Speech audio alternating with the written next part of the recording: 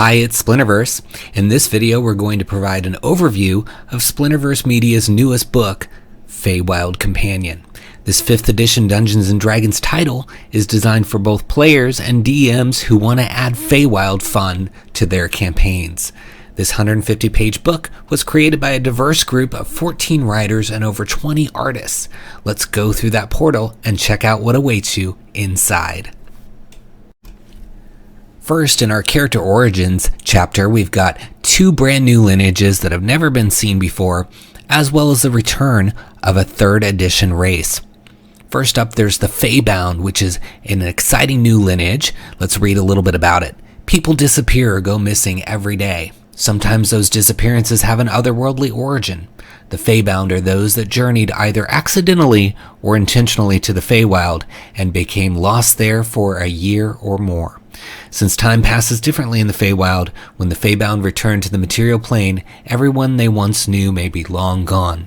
As a Feybound, you survive the uncertainty of the Feywild somehow, but not without consequence. You are now a Fey with new abilities and sometimes feel as though you are back in the Feywild once more. It is forever a part of you, and you must learn to adapt to a world that no longer resembles the one of your birth. So this exciting lineage gives you lots of options with your appearance. You can add all sorts of Fey-looking appearances with this Feybound appearances table. We've also got origins of how you ended up in the Feywild in the first place, so you can pick from this table or come up with one of your own. You can also deep dive into how long exactly you were lost in the Feywild. Here's a look at an example Feywild with this beautiful artwork we have. She looks stunning. And we'll look at some of the abilities. They're all listed here and in the free preview on the DM's Guild site, so you can check out the whole thing if you want. But here's one of my favorite abilities. It's called the Feywild Trigger. You were lost in the Feywild for so long that something about you isn't quite right. At times you are triggered and taken back to the Feywild in your mind. When this happens, onlookers would describe you as having a blank stare, as if you were somewhere else. When you gain this lineage, roll 1d20. The number you roll becomes your trigger. If you roll a 1 or a 20, ignore it and roll again. Whenever you roll a d20 and your trigger number appears, you go catatonic for a second, and then a wild effect occurs. So this is really fun. It's kind of like wild surges of magic.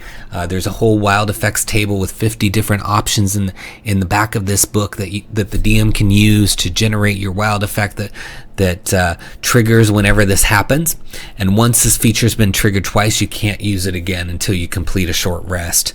But it's a lot of fun. You never know what's going to happen. Some of the wild effects are going to be beneficial, some are going to be not so helpful, and some are going to be neutral. So it'll add a lot of fun, spice. You never know what's going to happen, and it's going to make those numbers on that d20 die a little bit more important, because you're used to 1s and 20s, but what about the rest of those numbers? Well, this lineage will give some of those numbers some love. We also have the Green Seer, which you can see in this fun little guy down here. Let me read it for you. Nature tries to keep an equilibrium between what was, what is, and what could be. To achieve this balance, it influences others to speak on its behalf. The Green Seers are that voice, beings infused with plant life who find themselves unwittingly awakened to the balance of the natural world. One can become a Green Seer through various ways, including a Dryad's kiss, folk healing tonics, or a Druid's vengeful magic designed to teach a lesson to those who would decimate forests in the name of profit. No matter how they came to be, the Green Seers are able to hear nature reaching out to them, capable of recognizing the emotions of plants they touch. They are able to feel the joy of a sunflower preening its petals in summer, and the agony of a grassy hill as it burns beneath flame. Whatever they set out to do, a Green Seer seeks harmony and to reduce the suffering of the natural world. So these are really fun characters. They've got an affinity for a particular plant, which manifests itself in its appearance. So this guy, he likes birch trees and other types of trees. So you can see kind of the birch pattern on his skin there. Then you've got the origins table to help you decide how your character became a Green Seer in the first place.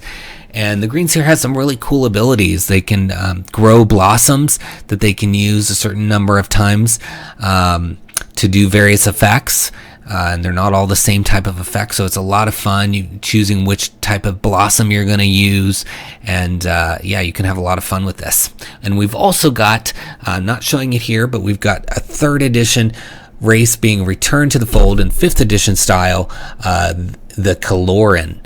So if you remember that race from 3rd edition, or you want to check it out, it's in here. It's a nature theme race, so it's perfect fit for the Feywild, and it's of course been revised so that its stats work with 5th edition, and we've included a racial feat just so that you have that if your table uses them. In our subclass options chapter, we present a subclass for each of the 13 classes, including the Artificer. Each of the subclasses includes stunning artwork and lore tables to help you flesh out your character. On screen, you're seeing our Artificer subclass, the Calligrapher. A calligrapher is a master of words. They may have studied under otherworldly beings like Fey, or they may have received their gifts from divine inspiration. No matter how they learn their craft, words are the building blocks of the calligrapher's toolkit and can be used to devastating effect. In the case of the calligrapher, the pen or the brush is definitely mightier than the sword. And speaking of the pen or brush, the lore table for the calligrapher includes all sorts of potential fantastical writing instruments that you can choose to make your calligrapher stand out and just have some fun with creating these designs in mid-air. One of the best features of the calligrapher is called the arcane symbols feature, which you get at 3rd level. It says your prowess over the power of written symbols allows you to create spell effects. These symbols can be written on paper, but the power comes from the motion used. You can write on any surface or even in midair if no surfaces are available. And then you use an action to write one of the following symbols, and you can do this ability equal to the number of your proficiency bonus until you complete a long rest. So gives you some versatility to pick from these symbols. Maybe you need to aid somebody, or destroy something, or dispel something, or create fear, pain, or even protect. You've got options with these cool abilities here, and it's a lot of fun. Next we have the Path of the Blinking Path Barbarian. This one's a lot of fun. It goes into the history of the Blink Dog, which is connected to your tribe. It says barbarians who walk the path of the blinking pack share in the nobility and majesty of the blink dogs they emulate. Such a barbarian may have learned their ways directly from a blink dog, or the barbarian might have been gifted power from a different kind of fey. No matter where the abilities originate from, the Path of the Blinking Path Barbarian uses teleportation to hunt enemies and pack tactics to bring them down. And there's a whole tribe origins table that talks about how did your tribe interact with blink dogs, or how did you interact with blink dogs to kind of get this infused into your personality and into your power. But what's really cool about this subclass is its movement abilities, and we're going to look at one of those. So you've got the Blinking Rage, which is a 3rd level feature. While raging, you have the ability to hunt down your opponents with fierce abandon. Once per turn, you can teleport up to 30 feet toward a hostile creature you can see, leaving a small puff of smoke in your previous location. When you use this feature, your next melee weapon attack on the same turn deals an additional 1d6 force damage, and then the force damage increases when you reach higher levels. So it's a lot of fun, there's some more awesome features. I'm not revealing all of them in this video, so hopefully you'll get the book and check it out. But this one is pretty cool, being able to leave behind that puff of smoke and get closer to your hostile enemies. It's pretty cool. Next, you're looking at a picture of a Mirror Domain Cleric. The Mirror Domain is devoted to the ideals of truth and self-reflection. Those who follow this domain craft a magical mirror that deflects harm, reflects a healing light, and connects them to knowledge. While these mirrors begin as ordinary handheld objects, they are physically transformed as part of a sacred ritual connecting the follower to the source, which is the domain's term for universal knowledge. Adherents believe that conducting this ritual in the Feywild produces the most powerful mirrors. These mirrors are viewed as both fierce weapons and holy relics by followers of this domain. And there's a wonderful table in here that details all different types of mirrors. You see a cool looking one in this image, but there's all kinds of different fun looking mirrors, so you can pick from that or create one of your own. And it's cool to have this mirror as a weapon and as a source of power. In terms of the abilities, you can reflect damage back onto somebody trying to cause damage. You can also reflect that damage to create healing using your mirror. So lots and lots of fun stuff. Divination, All kinds of cool things going on with the mirror, so you definitely want to check out the mirror domain. Next, we have the Druid Circle of Visions, and you can see kind of the setup. So each one of them is introduced with a flavorful quote. Some of them are from well-known names like Mordenkainen, and then you've got the intro description, artwork, and then we get into the features, of course, as well as the flavor and lore tables. So here, let's read a little bit of the Druid Circle of Visions. Druids of the Circle of Visions have been trained to use the mind's eye to see what others cannot. Through intense meditation in the Feywild or training in harsh environments on the material plane, these druids have expanded their senses to extremes. Their familiarity with the future can be surprising, as is their knowledge of the planes. These druids use their sight to preserve life and protect it from the unseen dangers that lurk beyond the veil. Here's the Druid Circle of Visions. So you can see kind of the layout. We include flavorful quotes. Some of them are from well-known names in D&D lore. And then we've got the intro text, followed by lore tables, and then, of course, the subclass features and the stunning art is here as well. So let's take a look at what the Druid Circle of Visions offers. Druids of the Circle of Visions have been trained to use the mind's eye to see what others cannot. Through intense meditation in the Feywild or training in harsh environments on the material plane, these druids have expanded their senses to extremes. Their familiarity with the future can be surprising, as is their knowledge of the planes.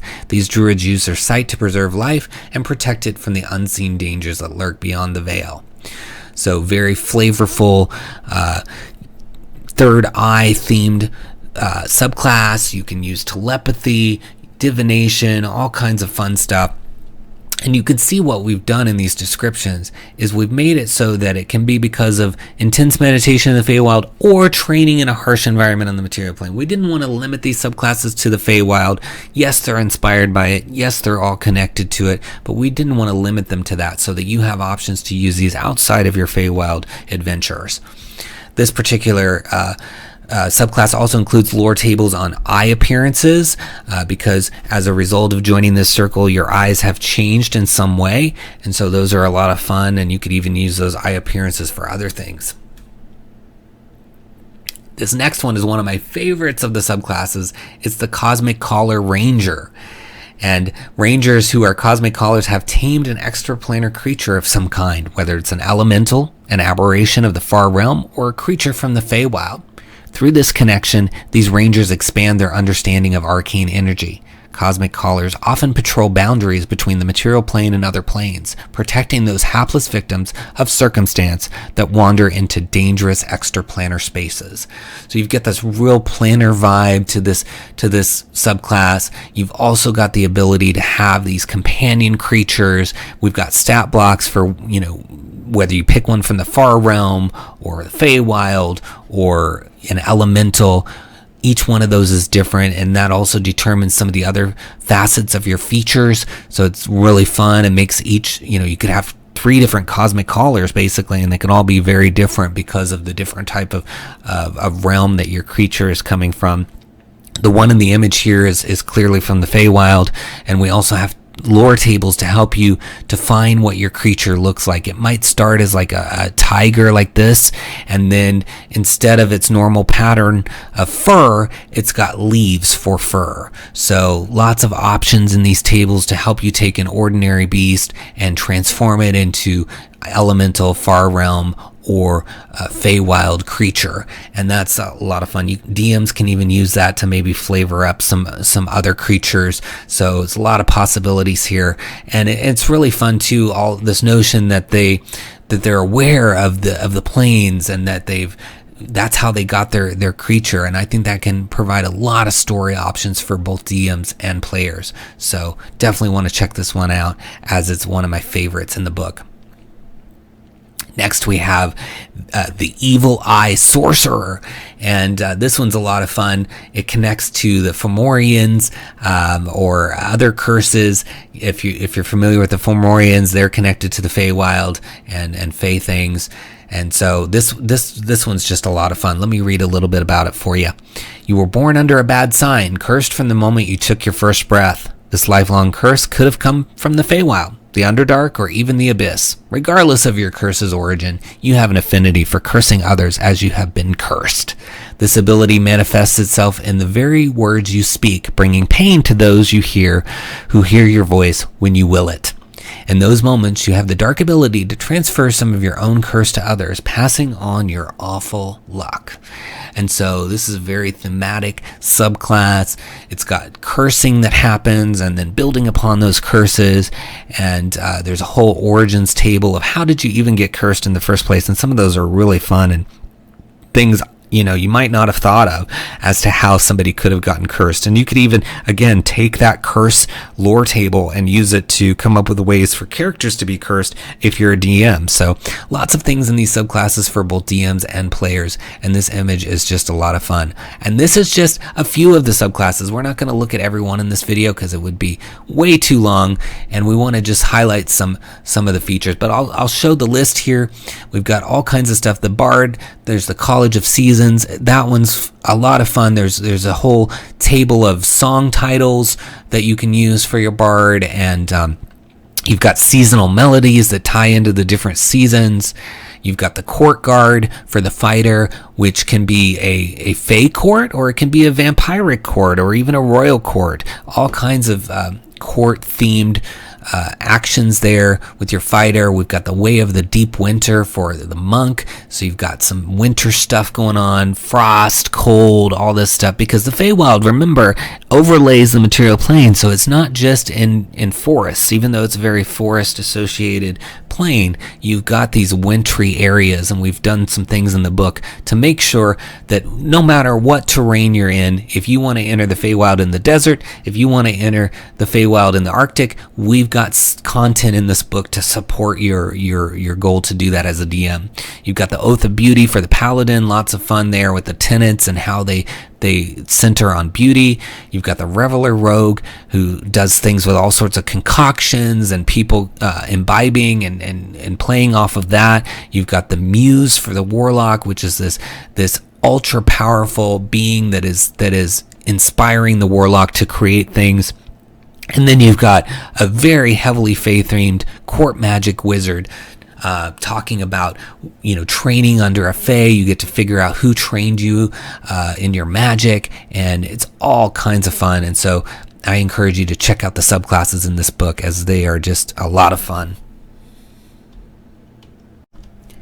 In our backgrounds chapter, we present two incredible backgrounds to use for your player characters. The first is the Clown, which can be part of a carnival in Ravenloft, or the carnival in the Wild Beyond the Witchlight, or just a character who happened to have been part of a carnival in the past, or maybe just likes to perform as a clown in a town. At any rate, the background has all kinds of clown-centric details, including a feature that gives them advantage on acrobatics and performance checks if they're made in front of a crowd or in an effort to grab the attention of a crowd. You've got all kinds of fun little tool proficiencies and equipment. It can be a prop for an act, etc. So it's a really fun, unique little background that fits nicely with what's going on in the other books. Also, we have the Dreamer background, which is focused on a character who has prophetic dreams, and it's got a really fun mechanic for its feature where the player can deliberately try to dream about something, and then based on a roll, the DM can decide whether they had a prophetic dream or not, and explain what they saw in their dream.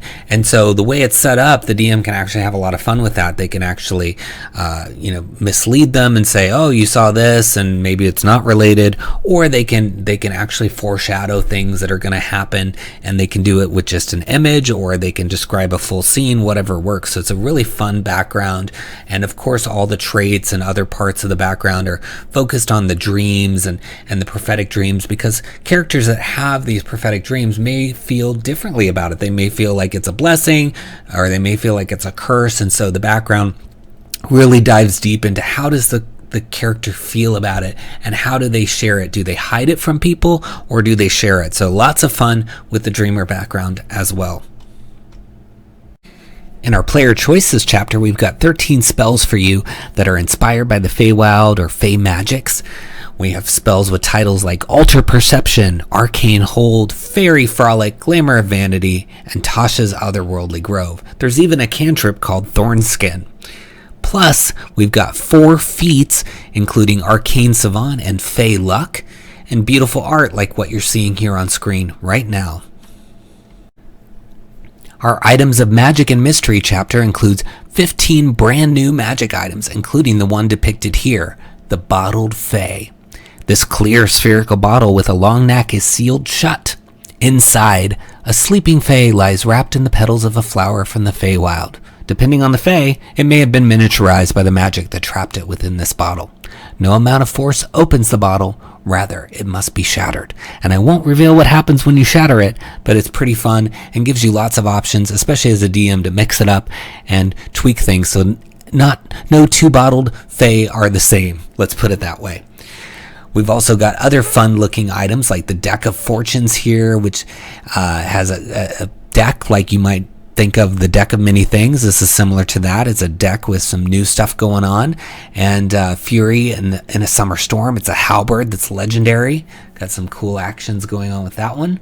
And then we've got things like the Gem-bound Nurse Crab, Lee Waddy's Experimental Potions, and Irony Locks, which is part of one of the full adventures that is in the book.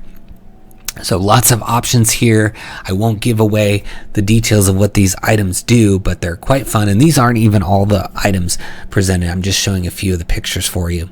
But beyond that, we've got something even more exciting, and that's a new consumable type. It's called the Flowers of the Feywild.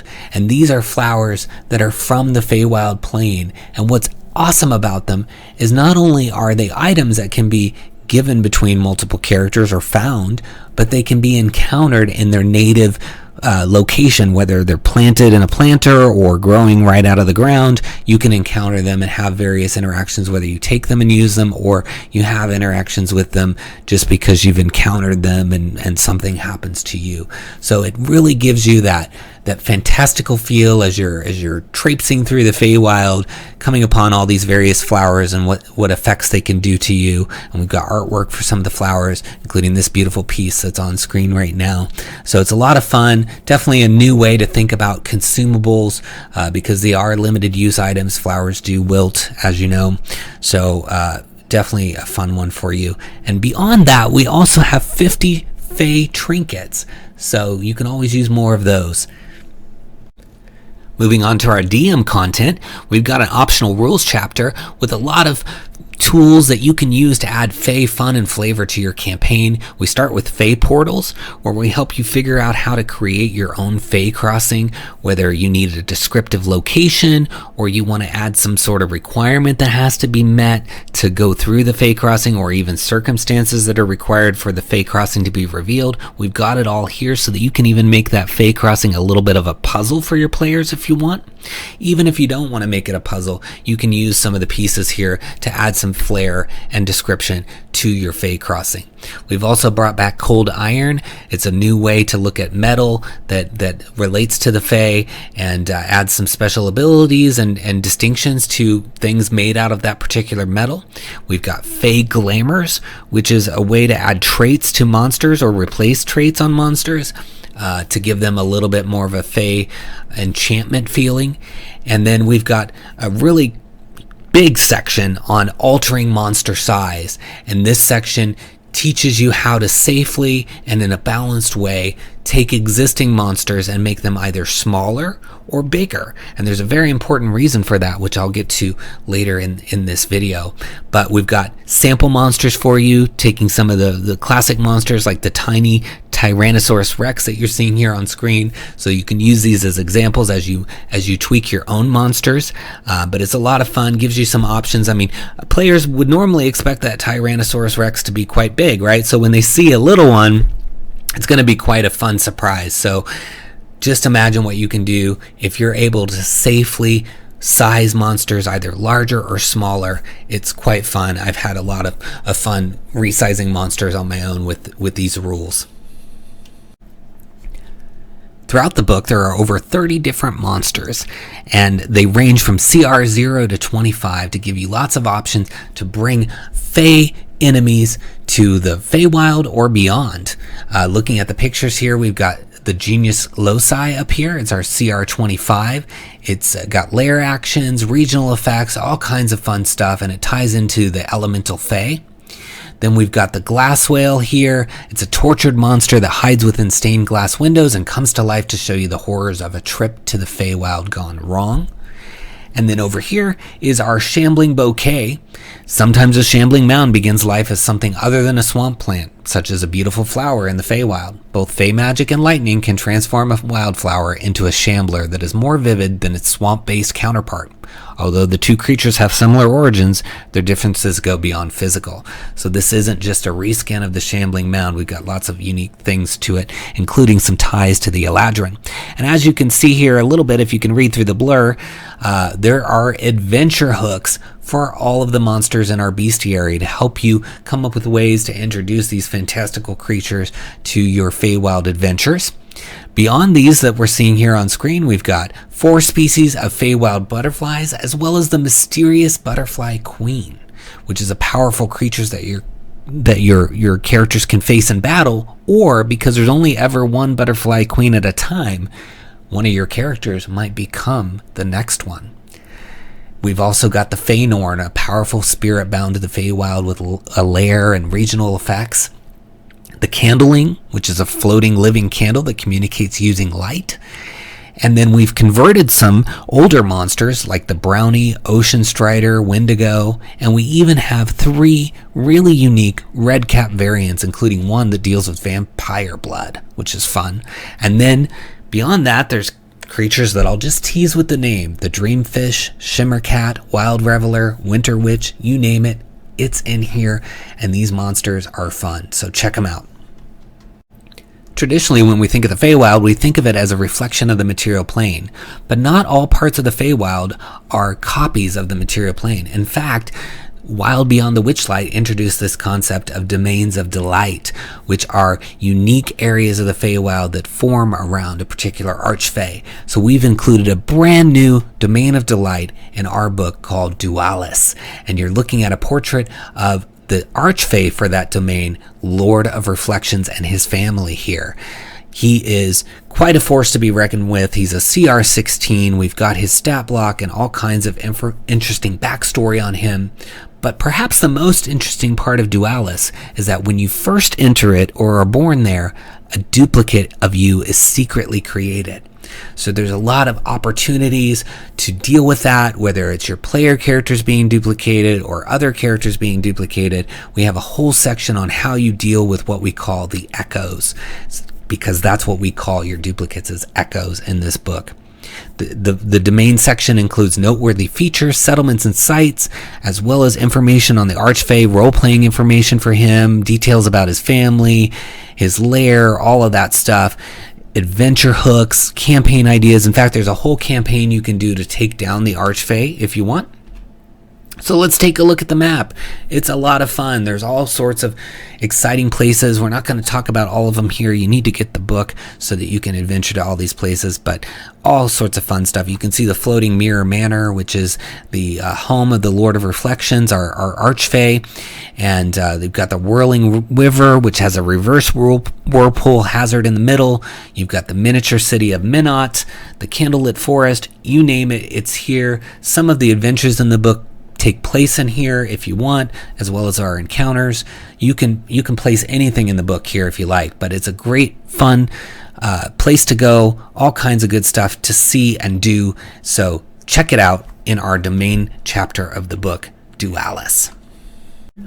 Also in the book, we include 2 complete adventures and 6 detailed encounters so that you can have all sorts of adventures ready to go in the Feywild. And each one of them can be resolved with or without combat, so you can figure out what works best for your table. The adventures take your characters from levels 1 to 8. The first one, the 5 Lords of Shade Willow Pond, involves a character stumbling upon a celebration around Shade Willow Pond, and there they must entertain or else. There's all sorts of feats of strength and various things the characters can do to entertain the Eladrin, as well as some fun rewards and a talking ferret if the players need a little bit of help.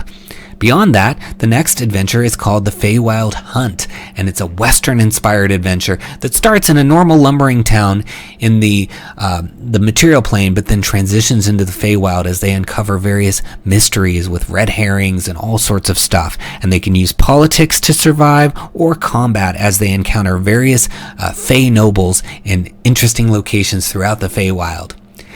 Beyond this, we've included a bunch of VTT maps with 24 different variations, including grid, no grid, day, night, 300 DPI, 72 DPI, you name it, we have it, because we want you to have those maps that you can use to support these adventures and others in the Feywild. And we've got 50 plus adventure hooks so that you can use those to inspire adventures, inspire your idea for your own creations, whatever you want. Not to mention 79 VTT tokens. So every character in the book, every monster, we have a token for you out of the box, ready to go, so you can just prep minimally and get started. Well, that brings us to the end of the preview. We hope you've enjoyed it and that you'll check it out. Supporting this book means that we can maybe make additional books for you to enjoy, so we really do appreciate every purchase. Please leave us a review or a comment or write to us. We do want to keep making our values always present in our books, and that's creativity, quality, inclusivity, and balance. So help us achieve that goal by giving this book a purchase and enjoy the Feywild fun.